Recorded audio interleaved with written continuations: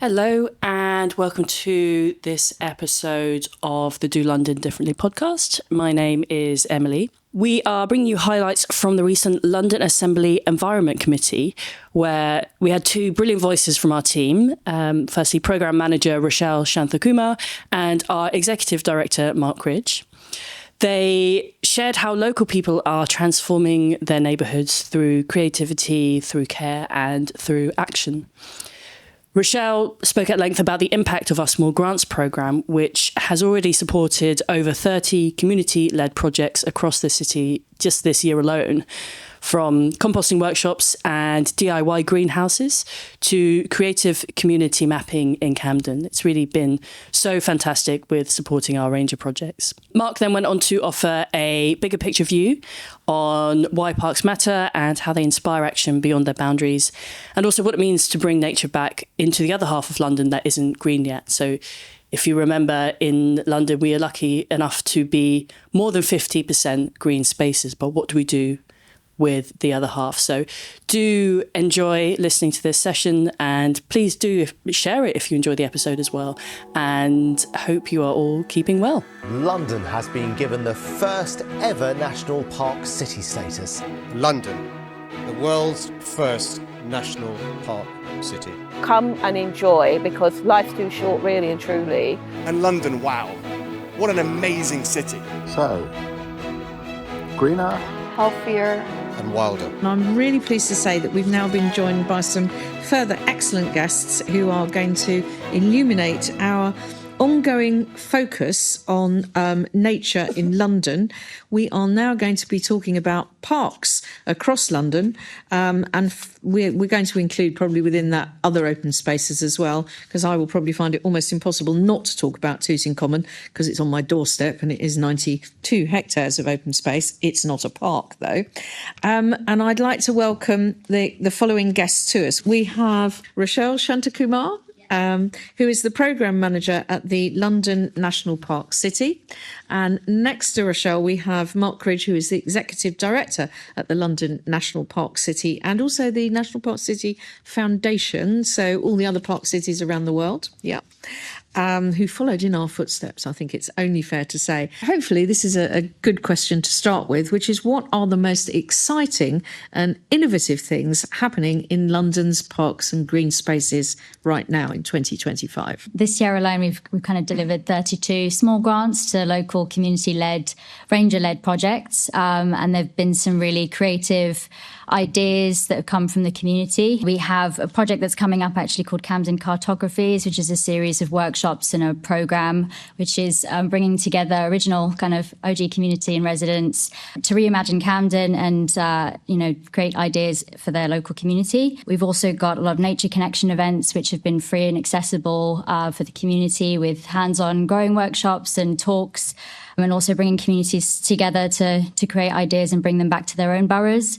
We have some DIY greenhouses. We have a composting system being developed in an allotment near Denmark Hill. That gives hands-on workshops to local residents and also compost to take away and develop their own window boxes for growing. And so there's some really creative, cross-cutting, inclusive projects that are going on the ground. We're only about 50% away through the programme. So yeah, it's quite exciting to see people come up with these ideas across the city. Oh, that's good. That's really good to hear. And do you want to add to what Ed and Rochelle have said? Yeah, I'll make a more general point about the relationship between the existing parks and green spaces in London National Park City. So actually this weekend, it's the 6th anniversary of London becoming the world's first national park city. I would say the work we do is primarily to celebrate the wonderful green spaces we already have and play an active role in showing how we can help support and protect and enhance those spaces. But I would say most of the work, as Rochelle is referring to, most of the work of London National Park City on the ground is how we can learn from those spaces and bring that learning back into the streets and neighbourhoods and projects led by the community. That's really, for us, where the biggest opportunity is. And I think to specifically answer the question about the most innovative and exciting things around parks in London, as we are in a climate and nature emergency, our parks are absolutely critical infrastructure for people to spend time outside together, for cooling, for your health, all the health and well-being benefits that accrue from sort of proper nature connection, and especially nature connection in cities, but also the role that parks play increasingly providing really important habitats for nature's sake as well. That's I was in an event in Burgess Park. I hadn't spent much time in Burgess Park before in South London, and I was there for London Climate Action Week, and they have some incredibly important scrub habitats and different sort of mosaic habitats for different types of species you wouldn't have assumed would be sitting there right in the centre of London. So the importance for nature's sake, the importance for people is really critical. But I think what we're really interested in is the learning that's possible in parks, how we can empower more people to bring that back into the half of London which isn't yet green and healthy and wild. That's a huge opportunity, I think. That ties into all sorts of skills development, ties into all sorts, just inspiring community members that they can do this within their streets and neighbourhoods, and showing what's possible is a really important role for parks to play. London National Park City, the biggest part of our programme is we run our volunteer ranger programme. And we have currently about 130 active volunteer rangers across London. We're looking to increase that over the next few years. And those rangers are predominantly people who are already quite active in the community. They know what needs to happen. They know where the opportunities are. They know where the problems are. They're the ones with the local connections who can take that learning from existing parks and green spaces, rally the community, and actually take that sort of practical action. And that's what the small grants programme that Rochelle's been referring to is really starting to unlock. Well, thanks very much. I think that's a really, really good start. And by the way, if you want to see some acid grassland, we have some on Tooting Common. So do come to South London again so that we can introduce you to our lovely acid grassland, which of course looks very scrubby and messy, according to some local people. But, you know, it's actually a very important and quite rare habitat, particularly in London. How sustainable do you think it is for councils to continue to have to fund park improvements solely from grant funding, because statutory services are now eating up such a huge part of councils' budgets? If I come to you first, Mark. One of the most effective ways that especially local authorities who are responsible for this provision can potentially increase capacity is to develop that culture of trust, that the community know what's needed and are willing to get involved. But there are often many barriers stopping them getting involved. One of which is the flip side of that is a worry that if we take this on, we're suddenly going to have all the responsibility, all the cost, and we're going to need to do this for 20 or 30 years. So you're looking at what type of training or support is needed for local authorities to be able to develop that culture of trust and find ways where they can work with their contractors, work with the limited funding they do have to create those sort of, to make sure they target that funding in the right way that creates those opportunities for community involvement and voluntary involvement, which obviously voluntary involvement is often quite piecemeal. People are busy and have busy lives, and you want to sort of create ways that different sectors of the population are able to get involved. How do you get maybe some of the young people who've just come into the room today? How do they get involved in actually some of that development as well? How do you create opportunities for your access to resources and skills that might allow community members to do more? Our chair, Navdeep Dale, who I believe has spoken at this committee a couple of times, he's very involved with Heston Community Garden and Heston Action Group. And a lot of their involvement starts from litter picking or different ways and sort of just caring about their local space, and the support they get from the local council to remove the litter they pick is an important sort of gateway into kind of further engagement. And actually, when they set up the Heston Community Garden, it was an abandoned sports field, lots of drug paraphernalia, lots of rubbish and so on. It took a long time for the council to get to the point where they trusted that group to kind of take it on. Now it's a thriving community garden. It's a nursery for orchard trees. They're taking a lot of the trees that they plant in the garden and then bringing them out into the to a lot of the avenues in Hounslow don't have trees on them. So it's actually taking those saplings and nurturing them, then getting the community involved in planting those trees and sort of. Is re-avenuing a word? I'm not sure, but I'm sure there's a better phrase for it. So it's that role of trust to sort of open up more capacity is a really important muscle to learn to flex, I guess, for councils. The Green Space Commission included a recommendation for a parks investment fund for parks and green spaces. What's the latest thinking about most promising sources of funding for parks? Just like to make a small point in the example you raised about the tree planting. So, fantastic organisation, I'm sure you've spoken to, Trees for Cities. They have a very simple model. When they put in new trees, there'll be a 3-year programme of sort of maintenance. You're making sure the tree's properly staked out, it's watered, it's taken care of. So I think in general, the solutions are there, they're not necessarily implemented. There's no reason any local authority couldn't adopt a similar model to the Trees for Cities approach, because of course it's a false economy to not do that, because if you plant a tree and it's dead, what's the point, really? So I think you'll find that across the board there's a lot of solved problems, really good solutions out there that need to and could be taken up by more local authorities, more landowners, with contributions from the communities, sometimes entirely delivered by the local authority or their partners. So I think there's some real positives there, but it's how you create that culture of taking those ideas and actually getting them implemented. That's a really important task, I think, for all of us to consider how we improve upon. No, I mean, I agree that there is a gap in the ongoing maintenance and care of the projects and spaces, but I guess the grants programme is a good start in where you have that very early buy-in and genuine co-design with local communities.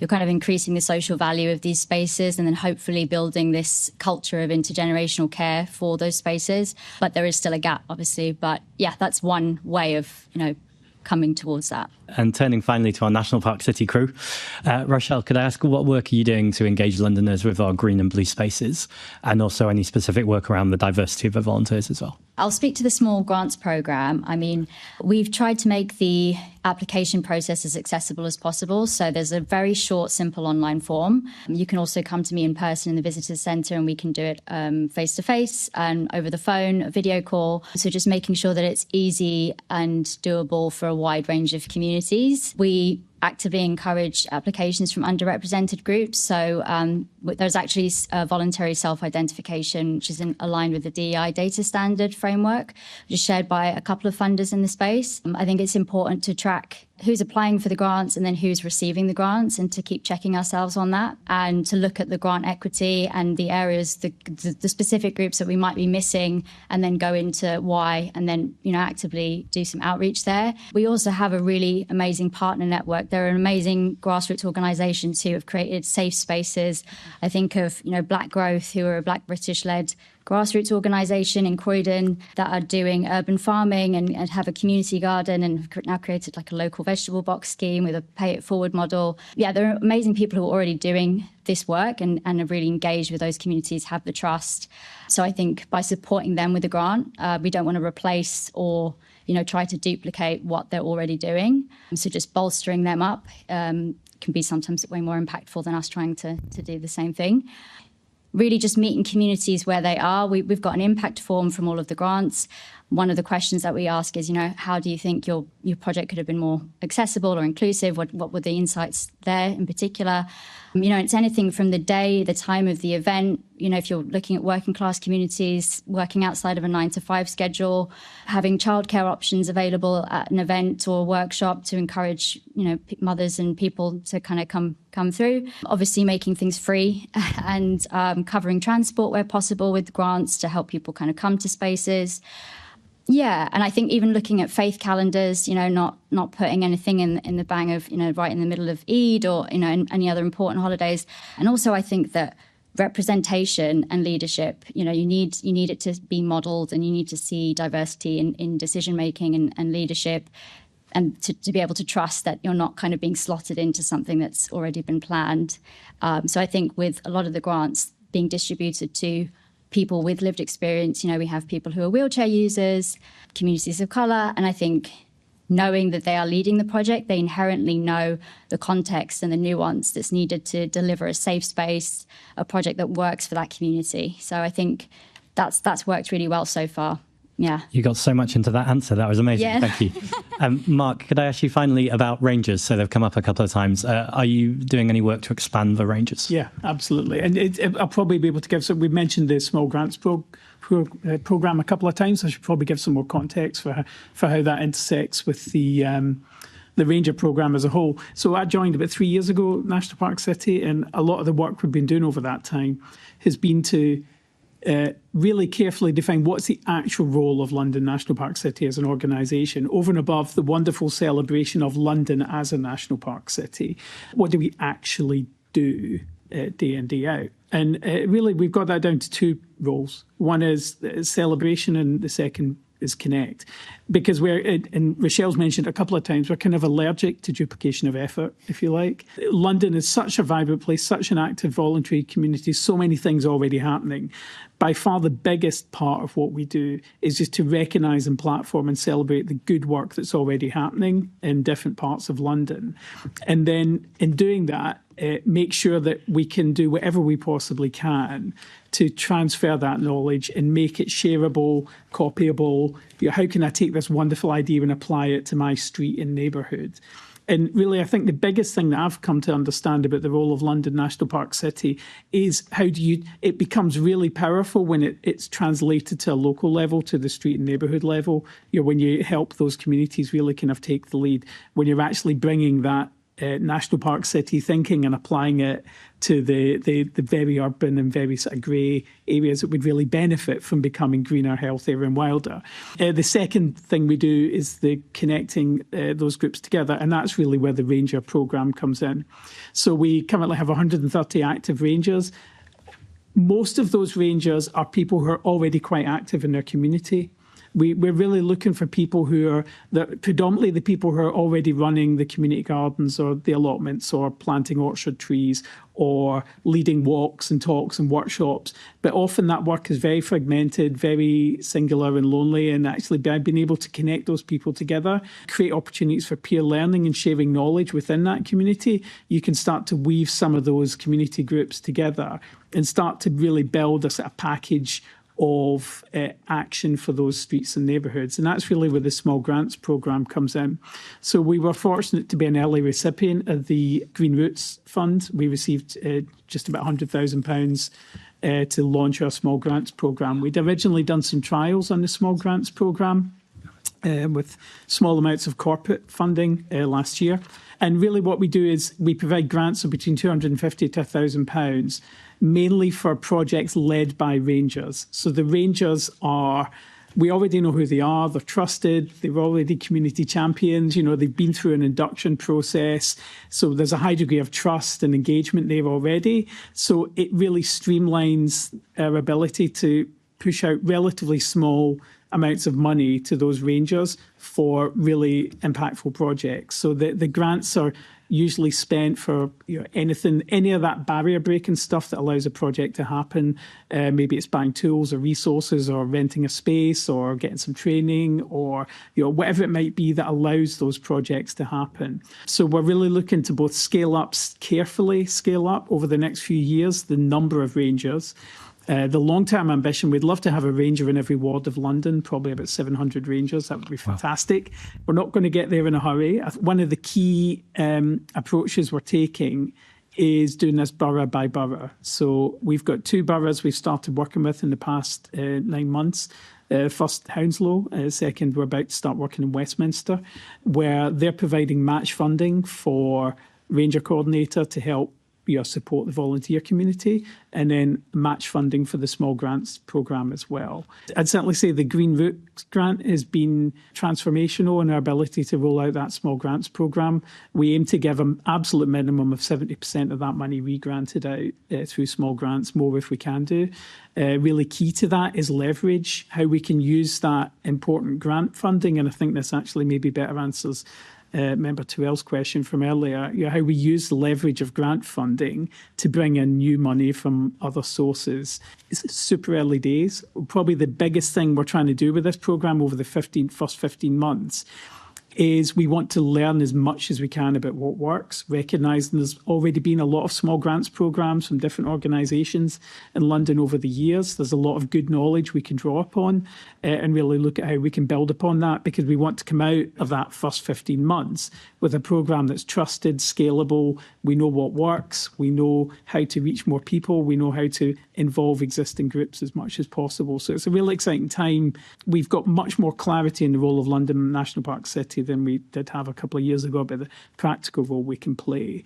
I think there's a good model coming out, but it's tiny in comparison to the scale of the challenges. And you're looking at how we can build that model in a way that can really rapidly scale up over the next couple of years is a really exciting opportunity. It's quite daunting as well because of all the conversation we've had about the lack of funding and lack of support more generally. This isn't going to solve any of these issues on its own, but it can be a really important part of the story, I hope. That's really exciting. It's time to do it. Thank you, Chair.